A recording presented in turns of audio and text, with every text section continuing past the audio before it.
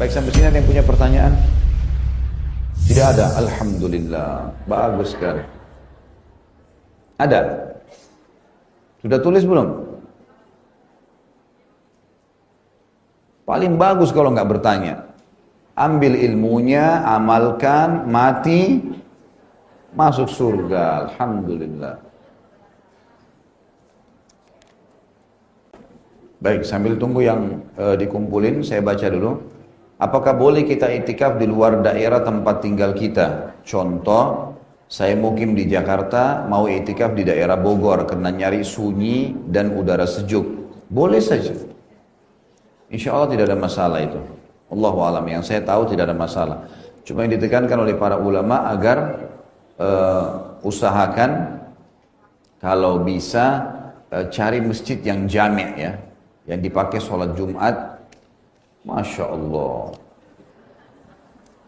cerewet betul.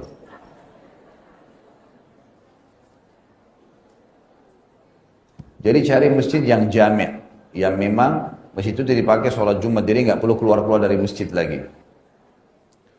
Apakah yang datang ke masjid di 10 hari akhir Ramadan di atas jam 12 malam sampai menjelang sahur termasuk itikaf? Ya, masuk saja. Tadi kan sudah saya jelaskan pendapat-pendapat para ulama. Cuma beda pahalanya dengan dasarnya orang memang nginap seharian, 2 hari terus, ya memang tinggal di masjid. Ya. Insya Allah masuk. Di lingkungan kami, masjid-masjid dan musola belum ada yang sunnah. Putra kami usia 9 tahun dan belum balik. Bagaimana sebaiknya melaksanakan sholat tarawih di rumah atau di musola saja? Sholat saja di masjid, ya, di musola, nggak masalah. Tidak usah ikutin ritual-ritual yang bid'ahnya, gitu.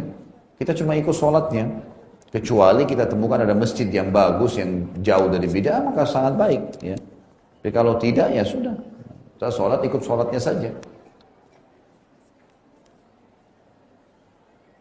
Bagaimana hukum pahala apa yang didapat atau apa yang didapat? Hukum pahala yang didapat jika saya badal umrah pada bulan Ramadan. Mohon penjelasannya.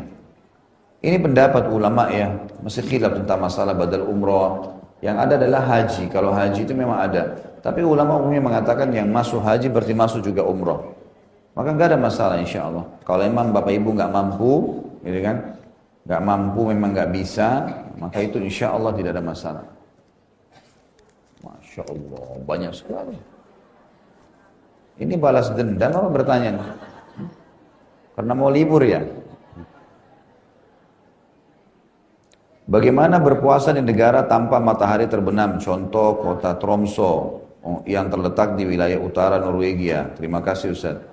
Allahu alam, itu yang saya tahu dia mengikuti negara terdekat. Negara terdekatnya. Negara terdekatnya yang kira-kira dekatnya mana, terbenamnya matahari kapan, maka itu diikutin sama dia.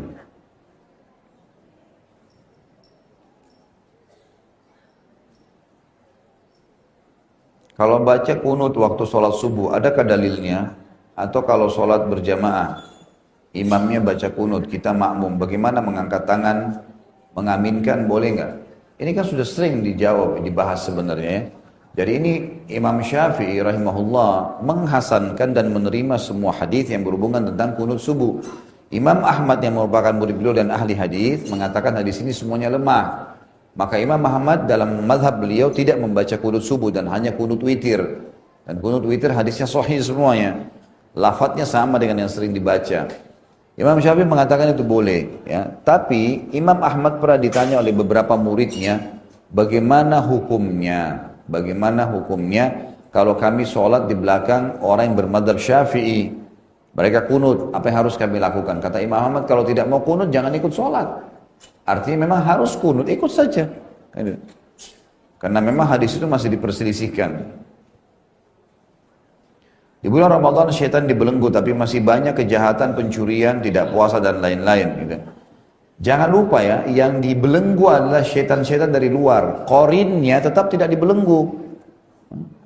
Pendampingnya dia dari syaitan itu tidak ada hubungannya. Ada kan pendamping kita syaitan ya, dia nggak ada hubungannya, tetap aja dia menggoda. Yang dimaksud di sini dibelenggu adalah syaitan-syaitan dari luar nih, pengganggu-pengganggu dari luar. Gitu. bulan Ramadan bila sudah tarawih, apa masih boleh tahajud? Kan tadi sudah dijelasin ya. Sudah saya jelaskan masalah itu.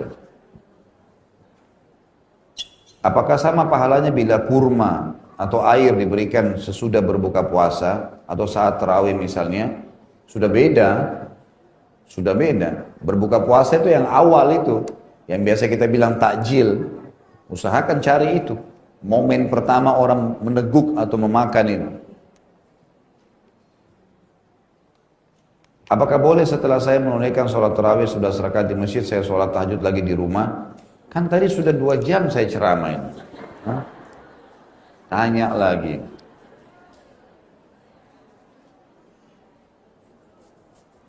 Ustaz yang dirahmati Allah, sama-sama insya Allah. Niat kita memberi sedekah puasa pada orang yang berpuasa.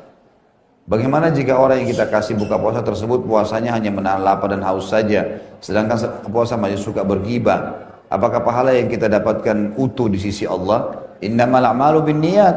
Ya. Dalam Islam kan kita menghakimi sesuatu secara zahir, yang kelihatan, kan itu. Kita nggak tahu keadaannya. Makanya kita kasih saja. Masalah nanti dia tidak benar atau itu kita diberikan oleh Allah sesuai dengan niat kita.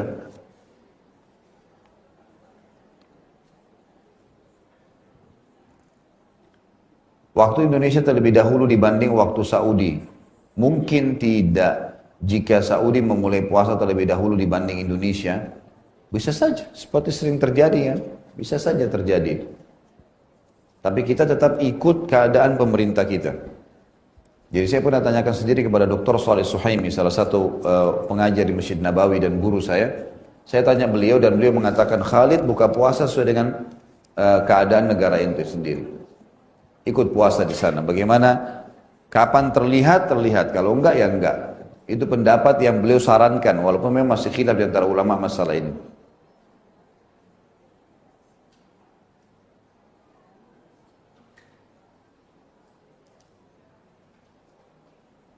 Saya punya anak kuliah, susah disuruh sholat. Bagaimana sikap saya mungkin bagaimana saya sebagai orang tua di hadapan Allah. Tugas Bapak Ibu cuma menasehatin, meluruskan, mengingatkan.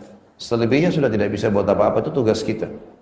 Makanya Nabi Nuh alaihissalam, Nabi Nuh anaknya meninggal dalam keadaan kafir. Setiap kali nasihatin selalu membangkang.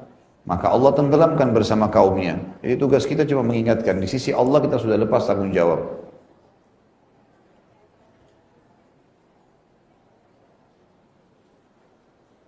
Coba fokus tentang masalah tema dulu ya. Salat Lailatul Qadar berapa rakaat? Tetap aja salat malam. Sama tadi sudah kita jelaskan. Jadi salat malam yang umum dikerjakan. Salat tarawih di masjid sampai selesai mengikuti imam. Sementara mau salat malam tahajud. Bagaimana afdalnya Ustaz? Apakah tahajud dengan witir lagi? Witir enggak lagi. Kalau sudah witir, lain hukumnya witir. Kata Nabi SAW, la witraini fi lailah. Tidak ada 2 witir dalam satu malam. Kalau sudah witir pada saat salat tarawih, kalau mau salat malam lagi, enggak usah lagi ada witirnya. Kalau lupa untuk mandi junub ternyata ingatnya sudah siang. Bagaimana dengan puasanya? Apakah harus dilanjutkan atau tidak? Loh, berarti nggak sholat subuh nih. Hah? Bagaimana caranya tuh? Tentu saja kalau pas orang berhubungan badan dan mandi dalam keadaan junub, kemudian dia bangun azan subuh. Bolehkah dia puasa? Jawabannya boleh. Nggak ada hubungannya dengan dia belum mandi junub dengan puasanya. Nggak ada hubungannya sama sekali. Tapi jangan sampai ketinggalan sholat subuh nih. Ya.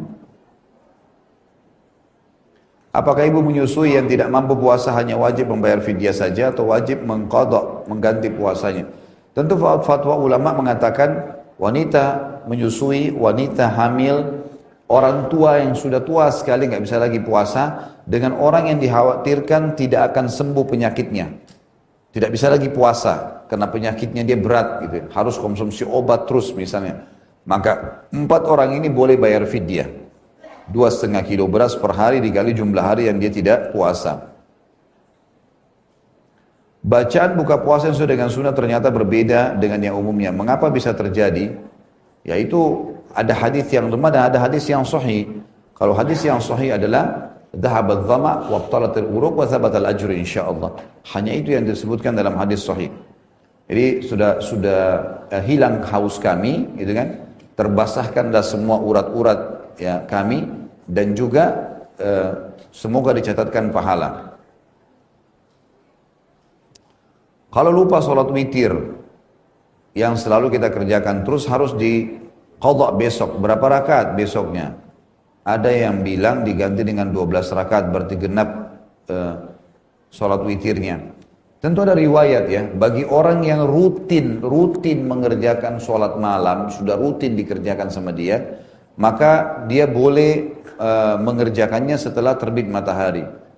Jadi misalnya kita bangun pas azan subuh, atau pas sudah iqamah subuh, maka kita sholat subuh, belum sholat malam, belum sholat witir, maka ini boleh dikerjakan sebelum sholat duha 12 rakaat. Hadisnya memang begitu. Nabi SAW pernah ketinggalan sholat malam, lalu beliau mengerjakannya sebelum duha 12 rakaat. Memang witirnya dijadikan jadi 4 rakaat. Itu perilaku Nabi SAW, jadi kita ikuti itu. Kalau suami kita dinas di luar kota dan kita sholat tarawih di rumah, boleh saja. Sholat tarawih kan sama dengan sholat tahajud sebenarnya. Boleh di rumah, boleh di masjid. Tapi kalau mau ke masjid pun tidak ada masalah. Mengejar fadilahnya.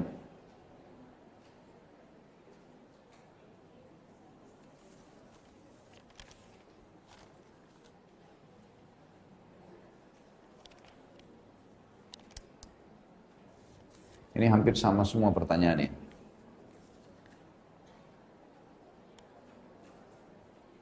Bagi wanita lebih afdal melaksanakan tarawih di rumah atau di masjid. Khusus Ramadan di masjid aja. Khusus Ramadan. Tapi boleh di rumah tentunya ya. Karena Ramadan memang ini ada hadis kayak tadi misalnya, sampai yang sholat ya sampai imamnya bubar kan gitu, dia akan dapat jasa semalam suntuk. Maka lebih baik di masjid lah. Lebih baik di masjid. Khusus untuk Ramadan ya. Tapi kalau di hari-hari biasa tetap kembali kepada umumnya hadis, lebih afdal sholat di rumah.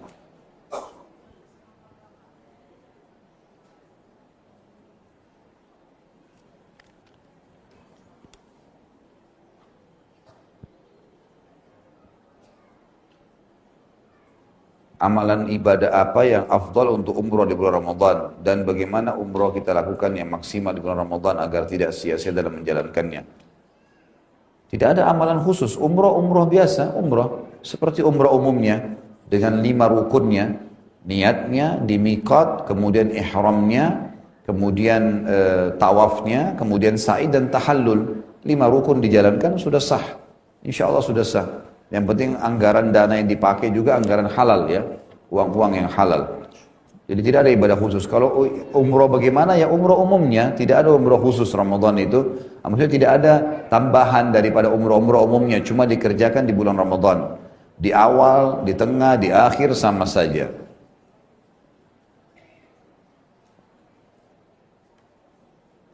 Apakah memang diharuskan setiap kali sholat isya, setelah sholat isya diselingi dulu ceramah sebelum melaksanakan sholat tarawih? Tentu saja tidak harus.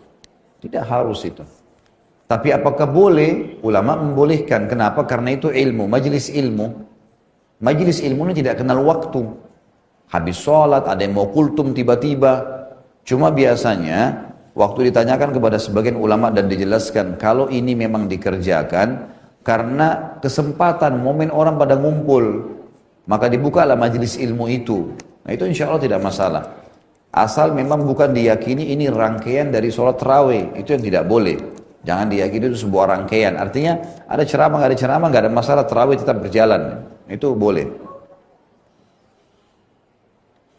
Ustaz, apa dalilnya malam Lailatul Qadar sering terjadi malam 27?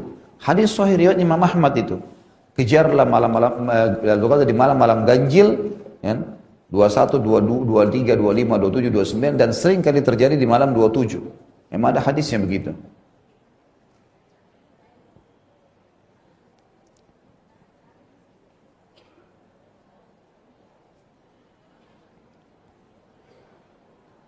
Apakah sudah sejak zaman Rasulullah SAW ada perbedaan bacaan dalam sholat seperti doa iftitah, ruku, sujud, juga dalam doa i'tidal dan tahiyat? Sebenarnya bukan perbedaan ya, cuma memang ada beberapa jenis lafadz Seperti doa iftitah itu ada banyak sekali, lebih dari 7 macam. Doa ruku, doa sujud, doa di antara dua sujud, memang banyak ragam riwayatnya. Dan ini di buku doa yang saya sering pandukan agar Bapak Ibu milikin, yang warna hijau ya sekarang, saya cetak lagi dengan yayasan saya itu. Maka itu penting sekali untuk dimiliki. Di situ ada macam-macam doa yang memang sudah disunnahkan oleh Nabi SAW. Dan boleh orang pilih salah satunya atau menghafal semuanya.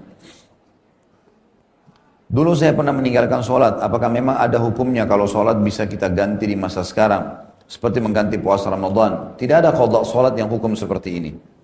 Sholat itu hanya boleh dilakukan kalau kita lupa. Hadis Nabi SAW, siapa yang lupa sholat dan dia harus mengerjakan kapan dia mengingatnya. Itu ada hadisnya.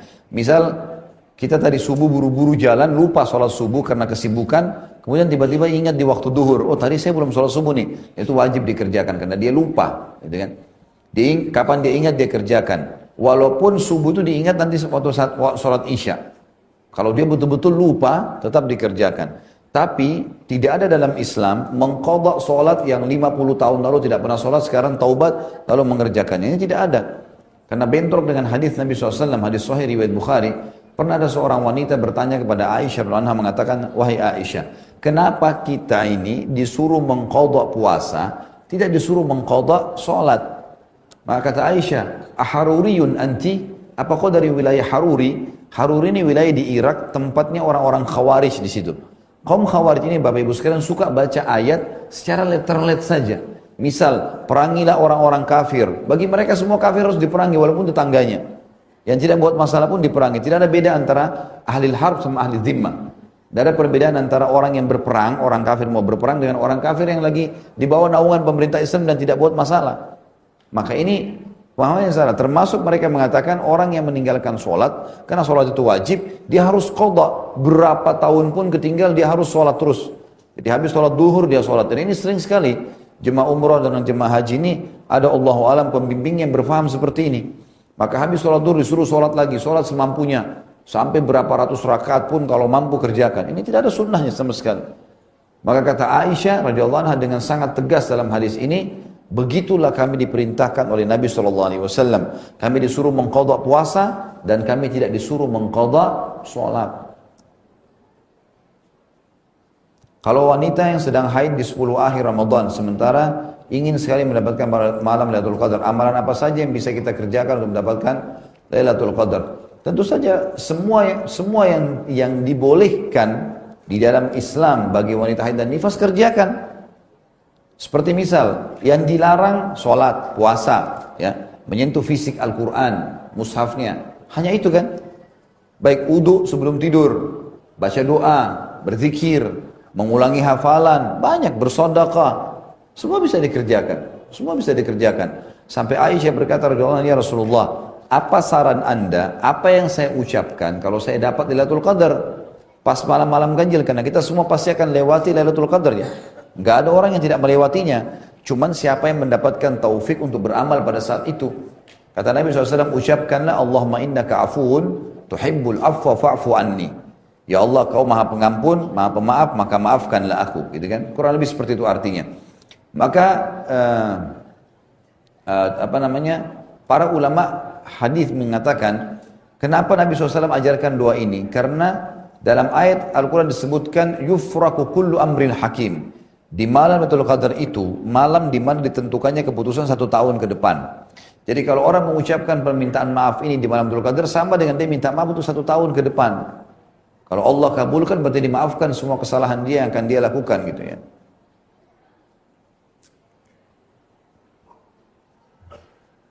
Di keluarga suami ada kebiasaan membuat acara buka puasa yang mengundang anak yatim ke rumah. Bagaimana hukumnya? Apakah lebih baik kita yang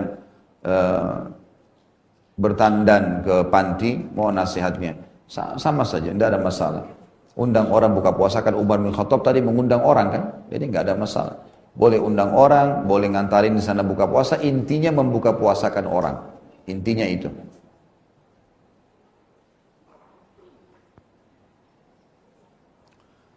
Ustadz tadi mengatakan perbanyaklah umroh, karena di antara umroh yang satu dengan umroh berikutnya menghapus dosa. Tapi ada broadcast yang beredar menyebutkan umroh terus-menerus membuat diri jadi sombong dan apa ini? Harus umroh akan lebih bermanfaat, uang umroh lebih bermanfaat bagi orang lain untuk disedekahkan. Bagaimana menurut Ustaz? Ini bertolak belakang dengan hadis Nabi. Hadis Nabi SAW semuanya memotivasi untuk umroh, gitu kan? Antara umroh dengan umroh, berarti kan disuruh kerjain lagi, ya. Atha bin Abi Rabah, ulama tabi'in, itu umurnya 100 tahun, haji 70 kali. 70 tahun dia haji. Dan para sahabat, para tabi'in menjadikan ajang haji, ajang umroh itu untuk saling bertemu di sana. Memang begitu. Perintahnya Nabi SAW begitu. Jadi mengatakan bahwasanya lebih baik uangnya dipakai untuk yang lain. Dalilnya mana gitu? Kan boleh bersedekah dengan uang yang lain gitu. Lagian apa jaminannya umroh yang lalu sudah diterima? Ada jaminan? Tidak ada jaminan. Dari mana kita tahu kalau umroh kita sudah diterima? Maka mengulangi umroh atau ibadah yang sudah memang ada perintahnya dalam syariat untuk diulangi, maka lakukan. Itu tidak ada masalah.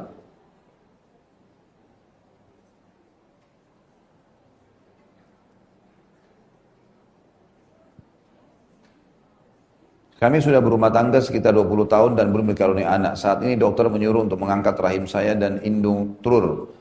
Karena ada tumor jinak dan infeksi. Bagaimana sebaiknya Ustaz? Allahu alam, ini kan kalau memang dokter yang mendeteksi itu, maka saran saya yang pertama adalah mengucapkan kalimat istirja, inna lillahi wa inna ilaihi raji'un, Allahumma ajirni fi musibati wa khlif li khairan minha. Karena kata Nabi SAW, siapa yang baca ini, kami milik Allah, kami akan kembali kepada Allah. Ya Allah, tolonglah saya dalam musibah saya ini dan gantikan yang lebih baik. Maka Allah akan gantikan yang lebih baik, pastinya. Baca, ucapkan dulu itu, inna lillahi wa inna ilaihi raji'un, Allahumma ajirni fi musibati wa khlif li khairan minha. Yang kedua, saya sarankan ibu coba ke dokter lain, tidak harus fokus satu orang. Karena sering kita temukan diagnosanya beda-beda gitu. Saya pernah alamin sendiri gitu. Anak saya sakit, dokter si A mengatakan ini, dokter si B mengatakan ini, beda-beda gitu. Dan ternyata memang dari dokter-dokter ini memang berbeda karena hanya mendiagnosa saja. Bisa benar, bisa tidak. Kalau sudah beberapa dokter mengatakan hal yang sama, ya sudah. Pasrah kepada Allah, tawakal. Memang itu mungkin keinginannya Allah SWT. Zakat fitrah apa boleh dibagikan kepada bibi kita sedangkan keadaan anak-anaknya mampu? Kalau dia sendiri tidak mampu, boleh. Kalau dia sendiri si bibi kita ini tidak mampu, maka boleh saja. Yang tidak menerima zakat fitrah itu orang yang tidak menerima zakat mal. Jalur ke atas langsung, ayah, ibu, kakek, nenek, jalur ke bawah langsung, anak, cucu. Sisi lainnya, sisi kanan, sisi kiri, saudara, tante, paman, semua boleh menerima, nggak masalah.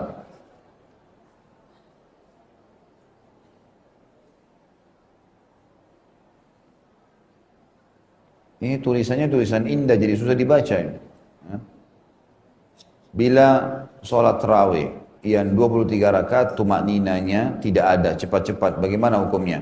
Alangkah baiknya 11 rakaat saja. Tentu saja cari masjid yang bagus ya. Dari sekian 10.000 masjid dan musola di Jakarta tidak bisa cari yang bagus, cari yang bagus. Yang tumak nina, yang tenang, memang khususkan, programkan ke situ. Saran saya itu. Bagaimana sholat tarawih pelaksanaannya? Apa 4-4-3, 2-2-2-2-3 melaksanakannya? Tentu saja ini sholat malam Nabi SAW semuanya ada riwayatnya. Semua ada riwayatnya itu. Jadi ada riwayat yang menjelaskan Nabi 2 rakaat salam, 2 rakaat salam, 2 rakaat salam, 2 rakaat salam, sholat malamnya selesai, kemudian witir 2-1. Pernah Nabi SAW kerjakan 2 rakaat masing-masing sholat malam, witirnya 3 sekaligus tapi tanpa tahiyat pertama. Sebagaimana sabda beliau, jangan jadikan witir kalian seperti sholat maghrib, tapi tanpa tahiyat pertama jadinya. Pernah juga Nabi SAW kerjakan 4 rakaat tanpa tahiyat pertama, salam rakaat keempat, 4 rakaat, 2-1 witirnya. Pernah juga Nabi kerjakan 4 rakaat, 3 sekaligus witirnya.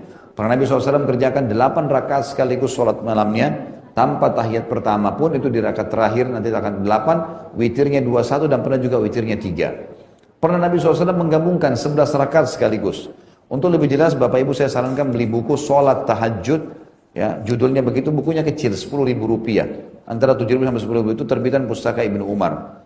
Menurut saya itu sudah sangat bagus gitu. Ini terulang-ulang pertanyaannya. Apakah malam Lailatul Qadar itu hanya turun di masjid? Ini bukan turun ya.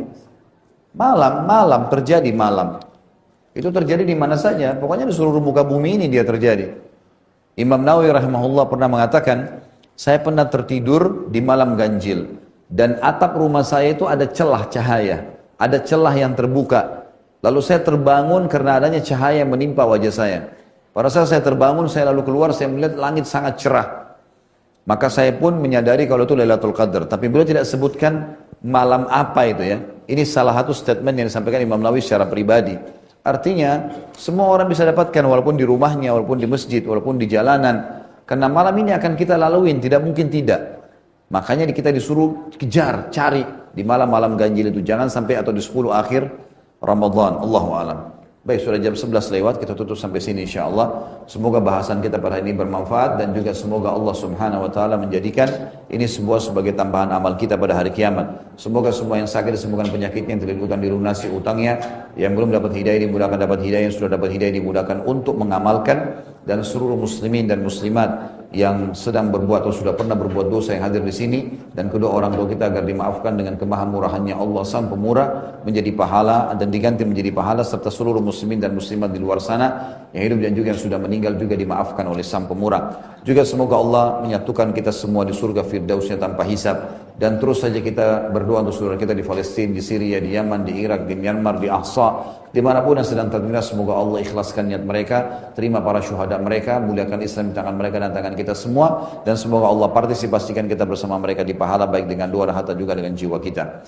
Sebelum kafaratul majlis, saya mengajak Bapak Ibu sekalian, buku yang ada di tangan Bapak Ibu tentang kiat-kiat bulan Ramadan, kalau ada sebagian yang sudah mendapatkan, itu kami cetak ulang. Dan itu bagi yang berminat untuk mendapatkan amal jariah, kesempatan untuk membayar infaknya, kemudian disebarkan, bisa sebarkan sendiri, bisa kami sebarkan juga di setiap pengajian, ini sebelum tiba Ramadan. Jadi itu sangat besar sekali manfaatnya, orang bisa membacanya.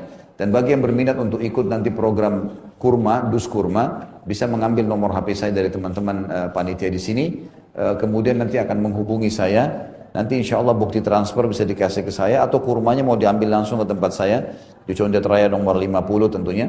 Itu di sebelah SPBU, tinggal diambil, ada ruko, ada neon box Ajwad.